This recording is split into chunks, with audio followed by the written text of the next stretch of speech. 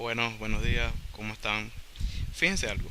Nosotros hoy vamos a hablar sobre la diferencia y la conexión que existe entre el método inductivo y el método deductivo.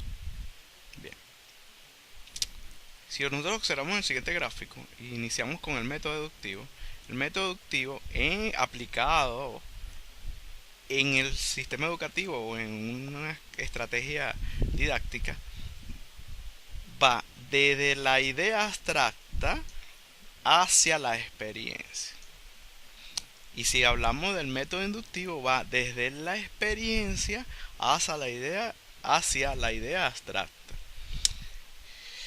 ¿A qué me refiero cuando hablo de idea abstracta? Y ustedes se los preguntarán. Bueno, me refiero a los conceptos, a la teoría. ¿Y, y a qué me refiero cuando hablo de la experiencia? Ustedes también tendrán esa duda. La experiencia significa el pensamiento y la vivencia y la percepción o la opinión del sujeto. Entonces, si nosotros iniciamos una clase o hacemos una clase partiendo desde el método inductivo, ¿qué hacemos? Partimos de la experiencia del estudiante y poco a poco vamos encaminando esa experiencia, eso empírico, ese conocimiento previo que tiene o que posee el estudiante, lo llevamos poco a poco aplicando técnicas, obviamente, y medios instruccionales, lo llevamos hacia la formación del concepto o hacia la contractación, pues, realmente, de lo que el estudiante sabe con lo que representa la teoría en clase. Este punto de comparación el estudiante lo ejecuta constantemente en el salón de clase. Parte de su experiencia, la contrasta, la compara con la idea abstracta, en este caso con la teoría, y forma el concepto. Bien, también nosotros podemos comenzar una clase hablando de la idea abstracta. ¿Qué significa esto? El profesor inicia su clase hablando de los conceptos, definiendo conceptos, dando las características esenciales del concepto, y poco a poco va llevando al estudiante hacia el eslabón de la experiencia. Bien, o hacia que el estudiante comience a hablar sobre la experiencia. Cuando se logra este complemento de uno con otro, entonces sí se contrata, se conforma el concepto. Voy a dar un punto más claro. Atención con esto. El docente inicia su clase con el método inductivo. ¿Cómo hace entonces? Para iniciar el método inductivo, él puede generar o aplicar la técnica de la pregunta. ¿Qué hace? Pregunta, ¿qué saben ustedes sobre esto? ¿Qué saben ustedes, por ejemplo, sobre las plantas? Suponiendo que ese sea el contenido a tocar. El estudiante, cada uno de ellos, tiene una percepción, una concepción o una opinión sobre las plantas. Un estudiante que solamente, o un chico, pues un niño, que solamente tenga plantas dentro de su apartamento de plástico, entonces tendrá una concepción de que las plantas tienen un olor específico, tienen una vistosidad. O supongamos que el estudiante, dentro de ese mismo salón hay un estudiante que vive en el Ávila, en Galipán. Entonces las características esenciales que producto de su experiencia y de su contacto con el medio sociocultural o en el contexto donde él vive, oye, será bastante amplia en comparación al estudiante o al chico que vive en el apartamento y que solamente tiene plantas de plástico dentro de la casa.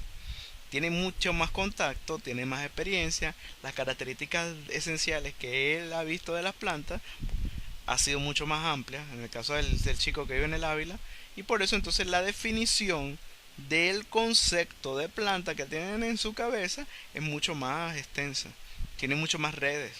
Bien, a diferencia del chico que está, pero ambas son válidas, eso sí hay que aclararlo. Ambas concepciones, opiniones, percepciones, que eso lo agrupamos como experiencia para este caso, son muy válidas. ¿Qué hace entonces el profesor? Tiene que, a partir de esa experiencia, que toda experiencia es válida, congruente, coherente, él va aplicando de esa técnica de la pregunta, pasa entonces a la demostración de un video, por ejemplo, donde se explica que es una planta. ¿Qué hace el estudiante? Automáticamente parte de su experiencia lo contrasta con, o lo compara en este caso, con el video que representa la idea abstracta, en este caso la teoría, y entonces significativamente reordena otra vez y llega al punto de inicio, que es la experiencia. Y esa experiencia se supone que puede ser modificada, puede ser ampliada, puede ser, si quiere, hasta el estudiante, quizás el que vive en el Ávila, sigue con su misma concepción, respaldada obviamente porque vino a clase y el profesor mostró una teoría que le da ese apoyo a ese estudiante y confirma que lo que él sabe de las plantas está bien encaminado. En cambio, el estudiante que observa el video bajo la orientación del docente y sus explicaciones, basándose que el video y la información que está en el video más la explicación del docente representa la teoría, entonces el estudiante ampliará seguramente o modificará ese concepto que él tiene de planta.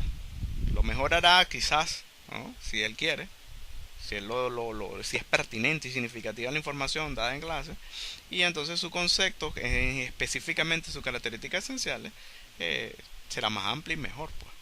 Entonces, como entonces a través de un pregunteo se evocan las experiencias y las concepciones previas del estudiante, se muestra un video, se puede utilizar también un libro, se puede basar solamente en la explicación del docente, porque el docente en clase representa, cuando él lo desea, la teoría. Bien, ¿cómo yo hago entonces una clase también que comience con el método deductivo? Simplemente el docente comienza a través de la técnica de la exposición, por ejemplo, a explicar, apoyado en una presentación en PowerPoint, qué es las plantas, sus características esenciales. Bien, una vez que culmine la exposición, el docente pasa a un pregunteo, puede a dar la palabra al estudiante, y automáticamente cuando se le da la opinión al estudiante, le da la palabra al estudiante, en la clase pasa a la experiencia. ¿Qué te pareció a ti la clase de la exposición que acabo de dar? Bien, y hablamos entonces que del método deductivo pasamos al método inductivo, y así sucesivamente. ¿Por qué se presenta el método deductivo en clase para diseñar una clase, ¿no? O en específicamente en la secuencia didáctica, porque realmente lo que estamos hablando es cómo diseñaríamos una secuencia didáctica. Entonces el profesor, pues experto en esto, él escoge. Es invariable, pues, o sea, no tiene mayor diferencia si comenzar con la clase de método inductivo o método deductivo. Lo que sí es importante es que no podemos centrarnos solamente en un método. Si no centrar, cuando hablo de centrarse, significa que una clase totalmente deductiva hoy en día, en el siglo XXI, no tiene sentido. ¿Bien? Pero una clase totalmente inductiva tampoco, porque siempre debe haber la figura y que la idea abstracta sea comparada con la experiencia, o que la experiencia sea comparada con la idea abstracta. ¿Bien? ¿Para qué? Para que se conforme el concepto. La vida humana o el pensamiento humano se conforma de esa manera, de la experiencia a la idea abstracta, o la idea abstracta a la experiencia. Bien, y eso se llama formación de conceptos, porque la formación de conceptos, en el sentido amplio de la palabra, en esencia es lo que el estudiante o el sistema escolar gira en función de la formación de conceptos. Los conceptos obviamente validados por una sociedad o buscados por un sistema económico o un sistema por completo de un estado, pues. Bien, la secuencia didáctica, entonces su fin esencial de la secuencia didáctica es formar conceptos. Bien, esta rueda se llama la rueda de Cole realmente, y es muy útil para comprender esto. ¿Cómo yo hago entonces que se genere el método inductivo, el método deductivo? A través de las técnicas, recordando que las técnicas generan actividad. Puede ser una actividad que evoque la experiencia o una actividad que evoque los conceptos ya previstos. Bien, todo es práctica y bueno, hasta la próxima. Muchas gracias.